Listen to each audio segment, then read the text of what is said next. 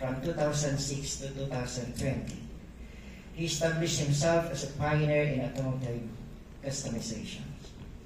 His passion for innovation extended beyond the automotive world, as he co-founded the groundbreaking home-based franchise system under What's Your Plan, an international group of franchise companies in 2016, setting a new standard for international ventures worldwide. In 2023, he ventured into the tech industry as the co-owner and founder of RSD Technologies, a startup focused on app development, web development, fintech, and more. His dedication to excellence and forward-thinking approach earned him recognition on national and international platforms, including being the first Filipino to rank among the top 3 in the next gen of franchise competition worldwide. Acknowledged by esteemed organizations such as the Philippine Franchise Association and the International Franchise Association USA, his contributions to business excellence have been lauded with prestigious awards, including the SME Company of the Year at the Asia CEO Awards 2023 and the MSME Company of the Year by Go Negosyo 2023. His entrepreneurial prowess extends beyond business accolades, as he actively engages in philanthropic endeavors, serving as a partner of the repatriated OFWs through the Blas Oples Center and supporting business development initiatives. With a trailblazing spirit and a heart of community empowerment, he continues to leave an indelible legacy in business and beyond. His media features, including appearances on STEAM platforms such as ABS-CBN, Mike Puhunan, and Radio Bazaar, attest to his influential presence and unwavering commitment to driving positive change. Once again, ladies and gentlemen, please join me in welcoming our esteemed guest speaker, Sir Chino San Diego.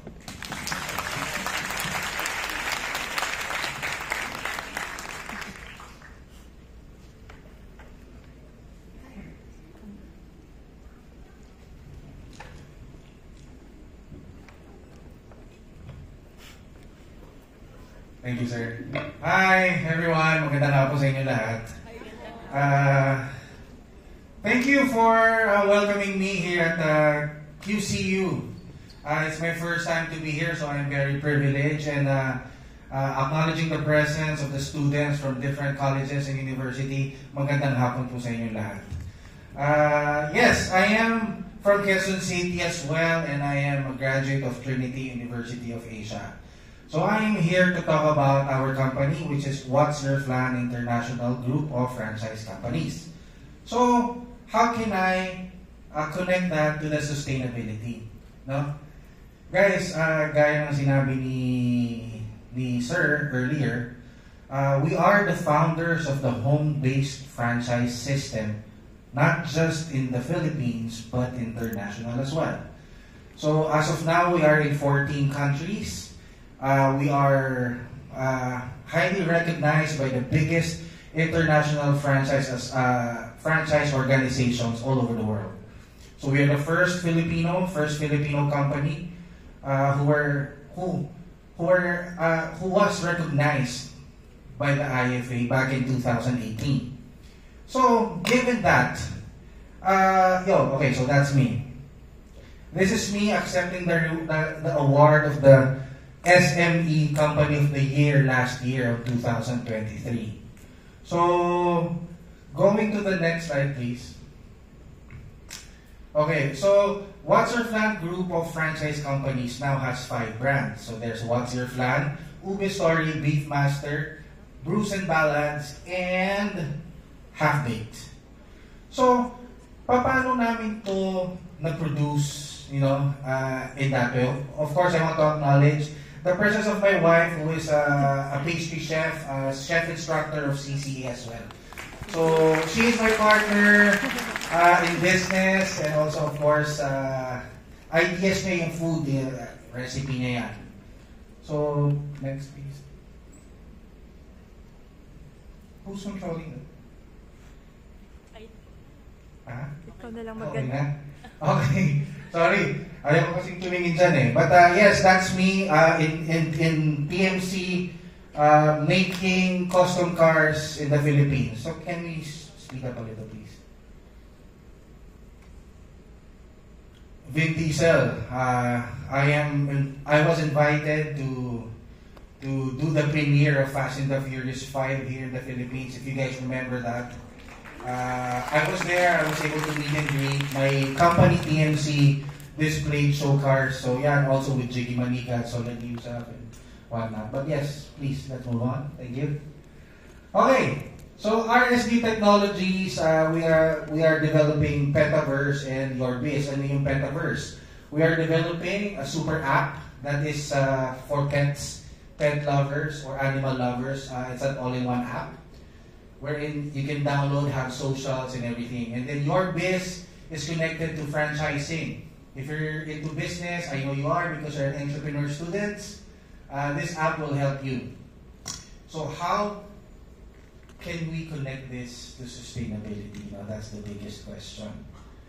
Next, please. Okay. Digital changes, your way to sustainable income. Okay, so right now, yung generation kasi natin, it's so fast-paced, no? To the extent na uso ngayon, kinabukasan, hindi na. May bago na naman. So it's all about going digital. Going digital saves you a lot of effort, a lot of effort in doing research and development, finding suppliers, and everything. Kasi once you guys continue to become entrepreneurs, gaya ng sinabi ni Madam President kanina, it's beyond profit. No? Ang hirap i-grasp ng idea na beyond profit. Di ba? Kasi tama yung sinabi niya. It's all about profiting. I mean, that's the reason bakit tayo nag-business. True? True? Sino sa inyo may online business? Nagbebenta-benta? Halos lahat kayo? Meron? Okay. Nakikita nyo yung difference ngayon sa dati, ng mga panahon namin na walang online? Diba? So, we are being offered working from home. Working from home could sustain as well. Why? Because traffic outside. Ang lapit lang ng bahay ko. It took me almost an hour to get here because I didn't anticipate the traffic outside. So, I consume gas, I consume time, all of that energy, which I could have saved if I'm just at home. So these are samples of sustainability. And going digital will help us ease lahat yan. Napapadali lahat yan eh. So, sige, next tayo. You have to be flexible, di ba? So, having good health and well-being. So having something to do that requires you to innovate and be proactive on a daily basis will be a good way to start. Because, of course, how can we start being an entrepreneur? You have to be healthy, you have to feel good about yourself, and you have to feel good about what you sell. Because remember guys, when you start your entrepreneurial journey, okay, it's good that you guys try the online thing. Diba? Kung ano yung makikita niyo, bibenta, kita kayo ng konti, mapapalaki niyo yung market niyo, which is fine. But always remember this, the way to sustainability is solving problems. Right? Selling a poster of Taylor Swift online doesn't solve any problem. So like in our company, in What's Your Flan, bakit kami nakakasolve ng problema? Kasi alam natin lahat na pag ang franchise company, gaya ng binanggit ni President kanina, Andox, Baliwa, Jollibee, wow, millions ang franchising niyan, di ba? Ang franchise fees niyan. What's Your Flan, guys, is growing 800 franchisees worldwide. And we are in 14 countries. And what do we sell? We sell flavored leche flans. Alam niyo yung leche flan, di ba? Sino hindi kumakain ng leche flan dito? Doon sa taas. Wala? Nakatikim na ba kayo lahat ng leche flan? Katikim na ba kayo ng flavored leche flan? Di pa? Pag pinakain ko kayo lahat, malulugi ako. Puntahan na lang yung website namin. But, kidding aside, our business offers very affordable franchise fees. So doon pumapasok na we help people who wants to be an entrepreneur or start their entrepreneurial journey with a very little investment. So affordability comes into play. Diba? Gaya na sinabi nito, kino-compare ko kanina, nakikinig ako sa kanya eh. McChicken ng McDo, tsaka yung chicken dun sa likod, naubos yun dun sa likod kasi mas afford ng tao. And me, probably, if I see that, I go to Palawan and see that, ba't ako magja-Jollibee? Eh sa labas na ng bahay namin, konting lakad mo lang, may Jollibee, meron ng McDo. You buy that, and then you support local businesses. Right? Can we go to the next slide, please? Next slide. Okay. Decent work and economic growth. Here in the picture, guys, if you don't know, he's our executive secretary, di ba? Si Lucas Bersamin, secretary ni President BBM, is also my third cousin. So, why am I showing you this?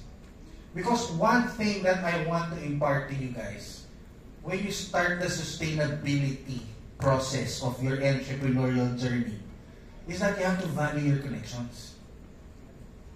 Okay? You have to value and build your connections. Because like sa amin, sa What's Your Flan? Sino gumagawa ng leche flan dito? O ikaw, una ko nakita. Diba? Anong main ingredient ng leche flan? Itlog, di ba? So ngayon, itlog ang main ingredient ng leche flan. Kami, we don't buy our eggs in the grocery. Right? We have to find the right supplier to be able to make our flans cost-friendly. Right? So, on that process, hinanap namin kung sino ang may-ari ng manukan para makuha namin yung itlog ng mababa lang. So, connection. Now, we just call, get our orders, and it get delivered. Diba? Parang it's that simple. So, value your connections, be in a decent work because economic growth is part of being happy in your environment. So in our company, we try our best, to make our employees happy, to make our franchisees happy as well. Why? Because sa affordability ng aming franchise fees, happy na kagad ang mga franchisees namin eh. Happy na kagad ang mga partners namin. And in fact, as fast as 5 days, they are able to get ROI. Alam niyo yung ROI, di ba? Yes. Importante ba ang ROI pag nag-business ka? Yes. Hindi. Di ba?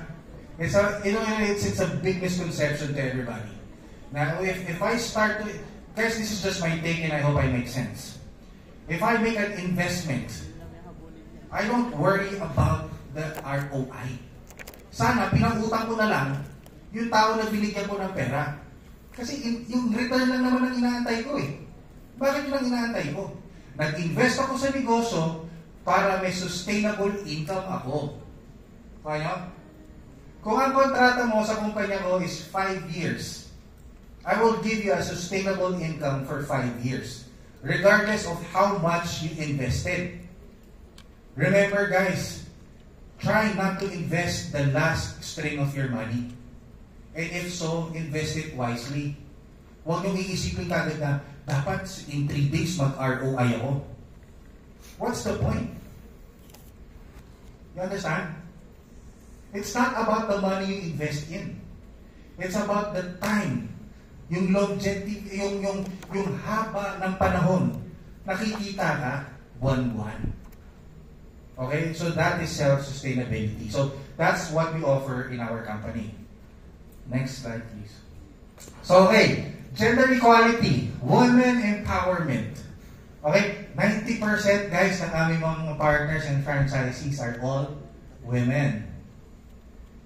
So, we are very familiar with empowering women, di ba, online. You know, I'm in the business sector, both local and international. And it's surprising how women are starting to run the world. You agree, mga babae? Women? Ha? So, equality. We are starting to become equal. I'm sorry. We have been equal for so long. It's just that this is the time that women shine. And most likely, you guys shine more than men. That's true. Palakpakan niyo naman kayo, mga babae. Yan. Bakit ko nasabi yan? Kasi, my wife also is an internationally awarded businesswoman. She started What's Her Flan while I was working at TMC. Okay, so she endured everything from ground to what it is now with a capital of 1,000 pesos. Paano nangyari yan? Balik tayo sa connection. Right?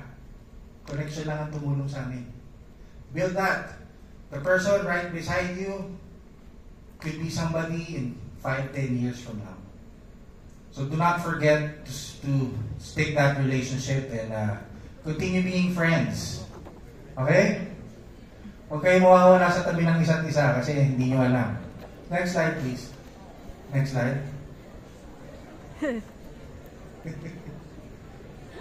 Aalala na kayo. Di ba? Natakot na kayo. Sino bang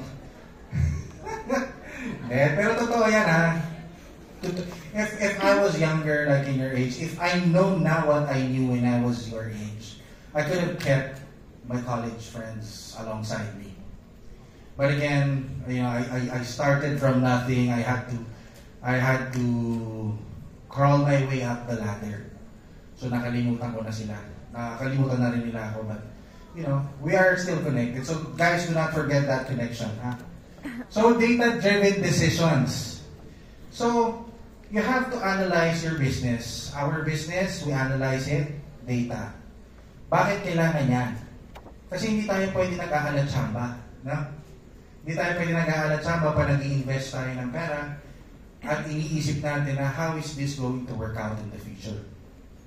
So remember, when you start solving problems, you have to understand everything as a whole, right?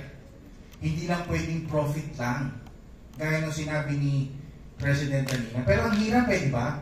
Sobrang hirap noon, guys. Kahit ako, I have to admit, the number one priority that I have right now is profit. Maybe because I've been a businessman for so long, diba? But, you know, it's a good thing for me that I was invited to talk here about sustainability. Because I was able to realize that, oh nga, no, it's not all about how much you can make in a month or in a day. It's about helping the environment. So siguro to start, guys, I know it's all about profit. Do it. Mag-ipon kayo, di ba? Kumita kayo, bilhin nyo lahat ng gusto niyo until such time na pwede na kayong mag-go beyond profit. Naintindihan yan? Right now, focus on that. And then once you're settled, you can go beyond profit. Like what I'm doing right now, it's Thursday afternoon. I'm supposed to be in my office, you know, talking to people. But I am here because I see beyond profit. Inuna ko na to. Kasi importante kayo na ma-realize nyo to habang bata kayo, habang may opportunities kayo. Because, you know, kayo rin ang magpapatakbo ng future natin, which is true.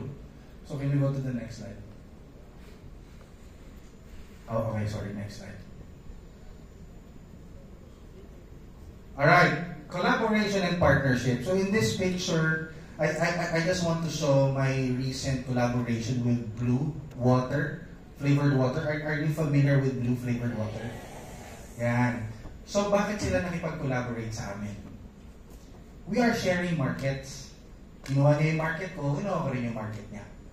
You know, in the end of the day, it's a win-win situation for us. Win-win situation in a way na lumawak yung market namin. Kasi I can focus outside of the usual, of the saturated market online through Bloom. And he probably did the same. So one part of sustaining is collaboration. Because we have to admit that when you start a business, it's very difficult to be successful alone. Hirap yan. So yung mga nagbebenta online dyan, di ba, anong ginagawa nila? Ko-connect sila sa mga social media influencers. Kasi kailangan nilang i-out yung products nila. Kailangan nilang i-out kung ano yung binibenta nila. Pero sila kasi ando sila sa stage ng profit, which is fine. Profit naman talaga eh. Kasi after profit, di ba, ang economy natin lalaki yan. Kasi magbabayad kayo ng tax eh. Magbayad kayo ng tax. So you have to focus on that. So next slide please. Tech for success. Okay, so this guy siguro kilala ninyo, no? Kilala niyo ba to? Asawa yan ni Mayor Joy Belmonte, guys. Hindi nyo kilala. Mayor natin. Asawa niya yan. Siya ang ex-CEO ng Lazada. Yes. Di ba? So now, he's one of the founders of Kaya Founders. Ano yung Kaya Founders? Nag-i-invest sila sa mga startup companies. Mga mga capitalists. So I had a meeting with him, with Ray. So ang sabi niya, I can never be as good as you as a businessman. Imagine getting 700 plus people to franchise your business. So that for me is success coming from the king of e-commerce. Diba? E-commerce, guys. Online, diba? Online. That helps sustainability. Kasi you don't have to go out, you don't have to spend, you don't have to use so much natural resources just to be able to buy what you want. So we are going in that direction. It's just, it's very difficult coming from me, in my opinion, to be sustainable worldwide or even in the Philippines or even here in Quezon City alone. But again, doing it now is better than not doing it at all. Di ba? Better late than never, ika nga nila. Hindi man natin abutan, pero tinatry na natin. So next please. Okay. We are in 14 countries, so ito na yan. Mostly ang target namin are Filipino community. So yung Filipino community natin, even nasa labas sila, napapakinabangan pa rin natin sila. So this connects to the economic growth. Diba, if I'm not mistaken, ang OFWs natin, they give so much tax na napakalaki ng value sa government natin. Tama ba ako? Diba? So napakalaki ng ambag nila sa economic growth ng Pilipinas. Kaya nga tayo may OWA, kaya tayo may Department of Migrant Workers. Kasi tinutulungan natin ang mga Filipinos outside. So our company can be found in these countries and it's still so affordable, as low as 30,000 pesos. Sorry for the shameless plug, I'm just saying it's that affordable. Given that we are an international company, given that we are close friends with the owner of Subway sandwiches and the owner of Anytime Fitness, we give out our franchise fees in just a very minimum amount. Kasi gusto namin makatulong sa kapwa Pilipino. Diba? Kasi nanggaling kami dyan eh. Nanggaling kami sa part na paano kami kikita, paano kami aasenso, how can we make money, wala naman ako masyadong pera. So ngayon na nagawa namin yung home-based franchise system, ginawa namin siyang affordable for the sake na maraming tao, like yung mga, target market namin are the stay-at-home moms, stay-at-home parents, OFWs, PWD, senior, saka mga students. Because you can do the business at home while you focus on your regular job, on your studies, on your regular profit streams, yung revenue streams ninyo. So, it's been like that since 2016. So, during the pandemic, nag-shoot up ang business because we were all asked to stay at home. Lockdown tayo lahat eh. So, nag-flourish, doon namin napakita na ang home-based franchise or in general, the home-based business will sustain. Right? Next slide, please. So, okay, that's my wife in the dress in front of 4,000 franchisors, franchisees, and businessmen all over the world at the 2018 Franchise Association Next Gen Competition in Las Vegas. So, the company won first runner-up. Natalo tayo ng Australia by 2%. But again, it was a big deal for the Philippines kasi we are the first Filipino and first Southeast Asian to be able to be part of the top 3 of IFA Next Gen. So yes, tayo yan, tayo lang yung sa'yo. Thank you. So hanggang ngayon, na 2024, wala pa rin Southeast Asian company na nakakapasok sa top 3 ng Next Gen. So sa atin pa rin siya. So you have to lead in a digital world, your niche. Diba? Focus on your business. Focus on the goal. Focus on the problem that you want to solve. Because once you focus on the problem you want to solve, doon mo kayo mag-iisip, paano ko ngayon pagkakatirahan to? Sorry ha, ganun talaga. Entrepreneurs kayo eh, gusto nyo magnegosyo, di ba? Di ba? So lahat tayo dito mukhang pera. Walang masama doon. Kailangan natin lahat yun eh. Di ba? Mas, kailangan natin ng pera kaysa sa pagkain. Kasi wala kang pera, wala kang pambili. Di ba? So, that's the reality. That's okay. And with that motivation, you can profit as much as you want. Hindi natin ini-encourage yung... Siyempre, as an entrepreneur, I'm talking to entrepreneurs, future entrepreneurs, I encourage you guys to focus on business. Because in business, you can profit as much as you want. As much as you want. You want to buy a new iPhone? Kano iPhone? 100,000. Targeted po, 3 days, kita ko 100,000. Kasi may negosyo ka eh. Diba? Pag i-playan ko kayo 100,000, mga 3 years yan. Na, iPhone, luma na yung gusto mo. I was an employee, guys. But I was able to realize that I can make more as an entrepreneur than I am an employee.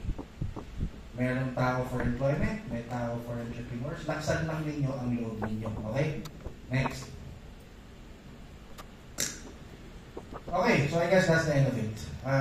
You can find us here, you can message us here. If you guys are open into franchising, or if you want to go into business or reselling, or only if you want mentorship, just message us. I will personally try to be there to help you out. I will put time, to help everybody out. If you guys have questions on how to start up a business, that's fine. My wife and I also do investments. So we are small-time angel investors. So if you have a good business idea in mind, let us know. Maybe we can invest on your company. So, yes, guys, just try to think of problems, ha? Problem solving ang key to successful business. Yun lang yun. Huwag tayo masyadong into kung ano lang yung kinikita ngayon, okay na yan. Kasi you have to, apart from sustainability, it has to be scalable. Alam niyo yan, di ba? Scalable, kailangan naiisip nyo, paano papalakihin to? So hindi pwede, okay na to, kumikita ko ng 500 a day, okay na to. Hindi, habang lumalaki ang kita ninyo, lumalaki rin ang mga gastos ninyo. Lalo pa, nagkapamilya na kayo. Diba? So focus on that. Let us know, connect with us. You can easily find us on Facebook. We're open to mentoring anyone who asks for mentorship. So again, my name is Chino San Diego. I'm the co-founder of What's Your Plan and owner of RSD Technologies. And maraming salamat sa inyo lahat. And sana may natutunan kayo. Thank you.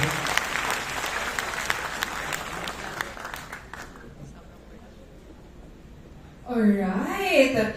Some of us, na-correct talaga tayo dun sa point na ang business, hindi lang siya for profit. Na-correct ba kayo dun? Because